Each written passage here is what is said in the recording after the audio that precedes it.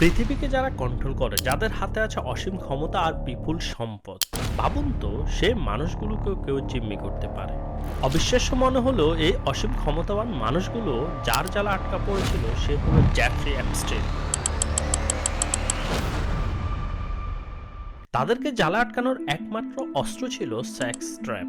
কিন্তু কিভাবে বিশ্বের মহারথীদের কন্ট্রোল করতেন অ্যাপস্টেইন? কি ছিল সেই ভয়াবহ ফাঁদ যাতে পা দিয়ে বিশ্বের সবচেয়ে ধনী ব্যক্তি থেকে শুরু করে প্রভাবশালী রাজনীতিবিদ, বড় এনজিও কর্মী থেকে শুরু করে নিবেদিত সমাজকর্মী, মিডিয়া ব্যক্তিত্ব থেকে শুরু করে শক্তিশালী মোটিভেটর আজ আদালতের দরজায় মাথা নত করতে বাধ্য হচ্ছে?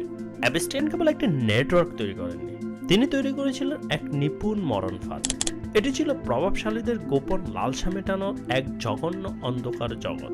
দুনিয়ার চোখে যারা নিজেদেরকে মহৎ হিসেবে প্রেজেন্ট করতেন, তারা তাদের বিকৃত ইচ্ছাগুলো পূরণ করতে আসতেন অ্যাপস্টেইনের কাছে।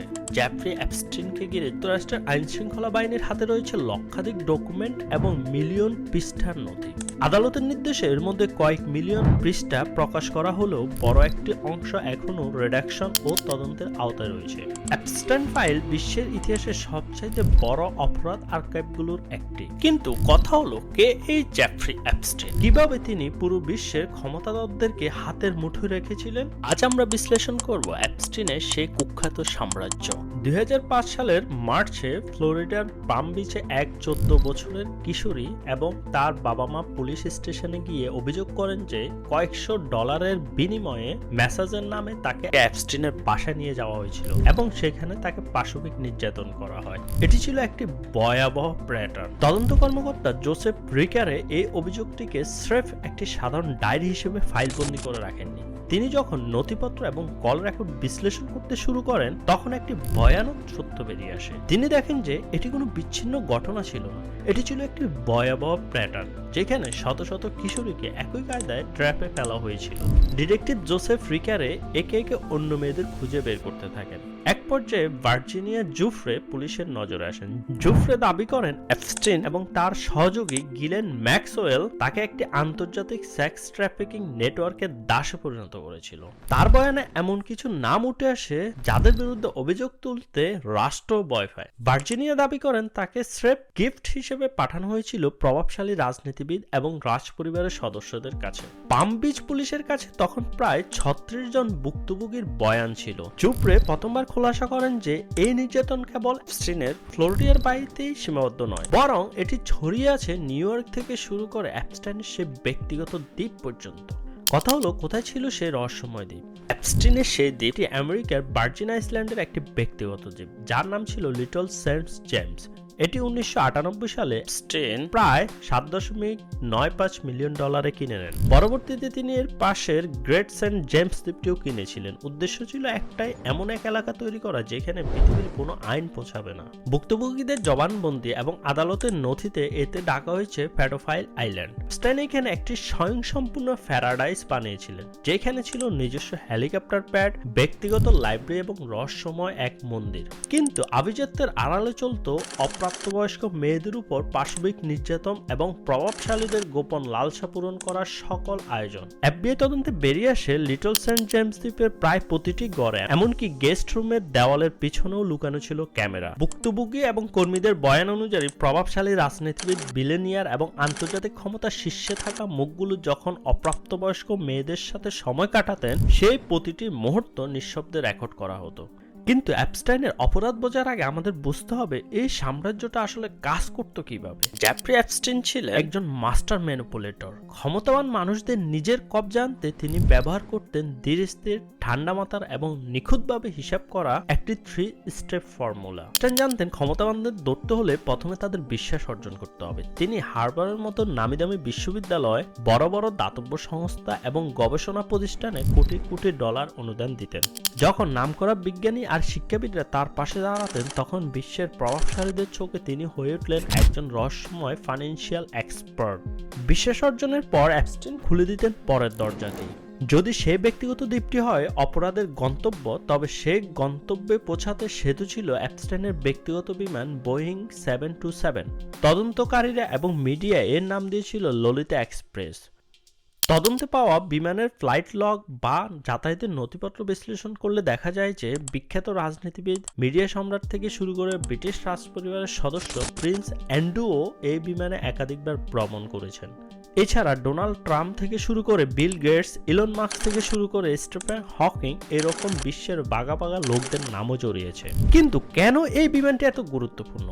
কারণ এটি কেবল যাতায়াতের মাধ্যম ছিল না, ব্যস্ত রাজনীতিবিদ, বড় ব্যবসায়ী এবং ক্ষমতার শীর্ষে থাকা মানুষদের তিনি দিতেন এমন এক সুবিধা যা সাধারণ টাকায় কেনা যায় না। জামালাহীন যাতায়াত, গোপন আলোচনা আর তার ব্যক্তিগত দ্বীপে সম্পূর্ণ নির্জনতা। আসল খেলাটা শুরু হতো এই দ্বীপে। গিলেন ম্যাক্সওয়েলের মাধ্যমে সেইখানে পাঠানো হতো অল্প বয়সী মেয়েদের। অ্যাপস্টাইন কাউকে জোর করতেন না, বরং তিনি এমন এক নিরাপদ পরিবেশ তৈরি করতেন যেখানে ক্ষমতাবানরা নিজেদের গোপন বিকৃত ইচ্ছা বাস্তবায়ন করার সাহস পেত। আর ঠিক সেই মুহূর্তে সবকিছু নিঃশব্দে ধরা পড়তো তার গোপন ক্যামেরায়। এখন প্রশ্নটা শুধু এটা নয় কারা অ্যাপস্টাইনের দ্বীপে গিয়েছিলেন, প্রশ্নটা হলো অ্যাপস্টাইন কিভাবে এমন একজন মানুষ হয়ে উঠলেন যার কাছে গেলে ক্ষমতাবানরাও নিজেদের নিরাপদ মনে করত। কে ছিলেন জেফ্রি অ্যাপস্টাইন? অ্যাপস্টাইন ছিলেন একজন ব্ল্যাকমেইল আর্কিটেক্ট, একজন ইন্টেলিজেন্স অপারেটরের মতো। তিনি জানতেন ক্ষমতা ধরে রাখার সবচেয়ে শক্তিশালী উপায় হলো অন্যের ধ্বংসের চাবিকাঠি নিজের হাতে ধরে রাখা। তার শুরুটা ছিল অবিশ্বাস্য। কোনো প্রথাগত ডিগ্রি ছাড়াই তিনি নিউ ইয়র্কের অভিজাত ডাল্টন স্কুলে অঙ্কের শিক্ষক হিসেবে ক্যারিয়ার শুরু করেন। কিন্তু সাধারণ শিক্ষক হয়ে থাকা তার পছন্দ ছিল না। শিক্ষকতা ছেড়ে তিনি ঢুকে পড়লেন ওয়াল স্ট্রিটের ইনভেস্টমেন্ট ব্যাংক বিয়ার স্টার্নসে। সেখান থেকে শুরু হয় তার নেটওয়ার্কিং এর জাদু। তিনি কেবল টাকা নয়, বরং প্রভাবশালীদের ট্যাক্স বাঁচানো আর গোপন সম্পদ ব্যবস্থাপনায় দক্ষ হয়ে ওঠেন। খুব দ্রুতই তিনি বিলিনিয়ার লেসলি ওয়েক্সনারের সান্নিধ্যে আসেন। তখন ভিক্টোরিয়াস সিক্রেটের মালিক লেসলি ওয়েক্সনার ছিলেন অ্যাপস্টাইনের একমাত্র ক্লায়েন্ট। তিনি অ্যাপস্টাইনকে এতটাই অন্ধভাবে বিশ্বাস করতেন যে নিজের পুরো সম্পদের উপর তাকে পাওয়ার অফ অ্যাটর্নি দিয়ে দিয়েছিলেন। এর মানে ছিল ওয়েক্সনারের বিলিয়ন বিলিয়ন ডলার অ্যাপস্টাইন নিজের ইচ্ছামতো ব্যবহার করতে পারতেন। এই টাকাই ছিল অ্যাপস্টাইনের জ্বালানি, যা দিয়ে তিনি ললিতা এক্সপ্রেস এবং তার ব্যক্তিগত দ্বীপ কিনেছিলেন। কিন্তু টাকা থাকলে ব্রিটিশ রাজপরিবার বা বাঘা বাঘা নেতাদের ড্রয়িং রুমে ঢোকা যায় না। সেই রাস্তা খুলে দিয়েছিলেন গিলেন ম্যাক্সওয়েল। অ্যাপস্টাইনের ব্ল্যাকমেইল ফ্যাক্টরির অন্যতম প্রধান কারিগর ছিলেন এই Guillain Maxwell. British media tycoon Robert ম্যাক্সওয়েলের কন্যা হওয়ায় গিলেনের অ্যাক্সেস ছিল সর্বোচ্চ। ভুক্তভোগীদের মতে গিলেন কেবল অ্যাপস্টাইনের সঙ্গী ছিলেন না, তিনি ছিলেন এই পুরো সেক্স ট্রাফিকিং নেটওয়ার্কের মূল পরিচালক। মেয়েদের রিক্রুট করা থেকে শুরু করে তাদের ট্রেনিং দেওয়া সবকিছুই হতো তার নিখুঁত তদারকিতে। অ্যাপস্টাইন এবং গিলেন ম্যাক্সওয়েল মেয়েদের তুলে আনতেন না, তারা ব্যবহার করতেন এক সুপরিকল্পিত জাল। একজন ভুক্তভোগী মেয়েকেই বাধ্য করা হতো তার সবচেয়ে কাছের বন্ধুদের এই নরকে টেনে আনতে।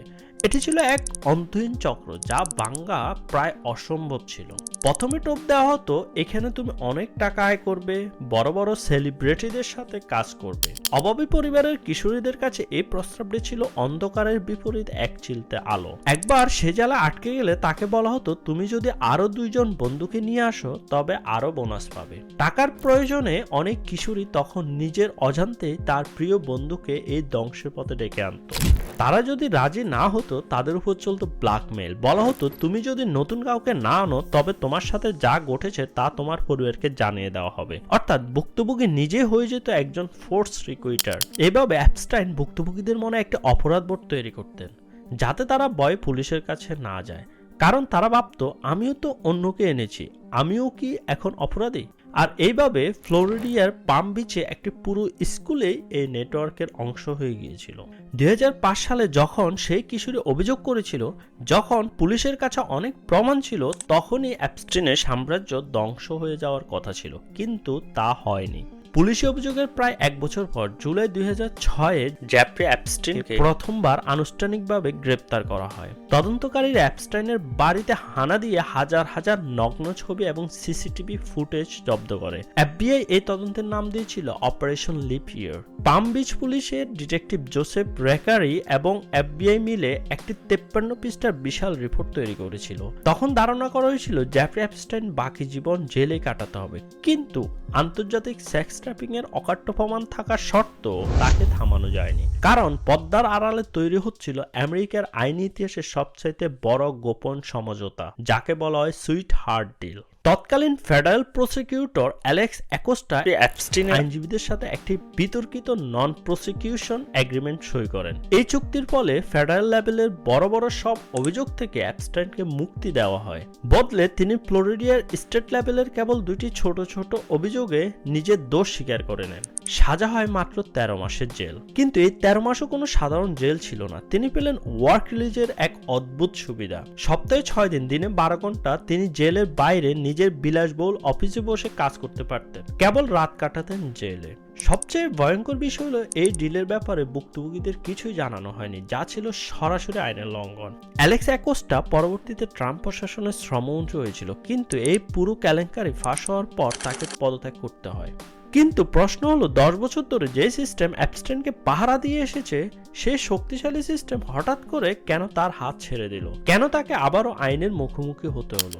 এর পুরো কৃতিত্ব ইনভেস্টিগেটিভ রিপোর্টার জুলি কে ব্রাউনের।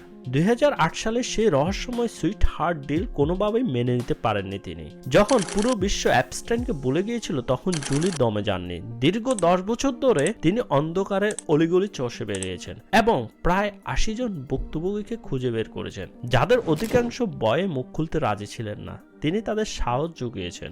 তাকে থামানোর চেষ্টা হয়েছে বারবার। প্রভাবশালী মহলের পক্ষ থেকে এসেছে হুমকি, এমনকি তার নিজের ক্যারিয়ারও ছিল ঝুঁকির মুখে। কিন্তু 2018 সালে তার প্রকাশিত পারভার্সন অফ জাস্টিস রিপোর্টটি আমেরিকার বিচার ব্যবস্থা ভূমিকম্প সৃষ্টি করে। তার এই নিখুঁত ইনভেস্টিগেশনই এফবিআইকে বাধ্য করেছিল 1 দশক পুরনো মামলাটি পুনরায় ওপেন করতে। অবশেষে 2019 সালের 6 জুলাই নিউ ইয়র্ক বিমানবন্দর থেকে অ্যাপস্টাইনকে আবারও গ্রেপ্তার করা হয়। এবার আর কোনো ডিল কাজ করেনি। এবার তার পালানোর সব পথ বন্ধ হয়ে গিয়েছিল। কিন্তু যখনই মনে হচ্ছিল যে এবার কোর্টরুমে সব রাঘব বোয়ালদের নাম ফাঁস হয়ে যাবে, ঠিক তখনই ঘটল ইতিহাসের সেই রহস্যময় ঘটনা। 2019 সালের 10 আগস্ট আমেরিকার সবচাইতে সুরক্ষিত জেল সেলের ভিতর জেফ্রি অ্যাপস্টাইনকে মৃত অবস্থায় পাওয়া যায়। অদ্ভুতভাবে সেই রাতে সিসিটিভি ক্যামেরাগুলো কাজ করেনি। পাহারাদার রহস্যময় কারণে ঘুমিয়ে পড়েছিল।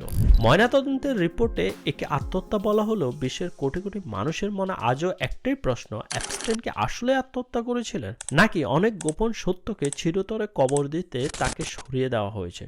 অ্যাপস্টাইন মারা গেছেন ঠিকই, কিন্তু তার রেখে যাওয়া সেই ব্ল্যাকমেইল নেটওয়ার্কের রহস্য আজও অমীমাংসিত। আজও অনেক ক্ষমতাধর মানুষের রাতের ঘুম কেড়ে নেয় একটি চিন্তা, আর কার কার নাম আছে অ্যাপস্টাইনের সেই গোপন হার্ড ড্রাইভে।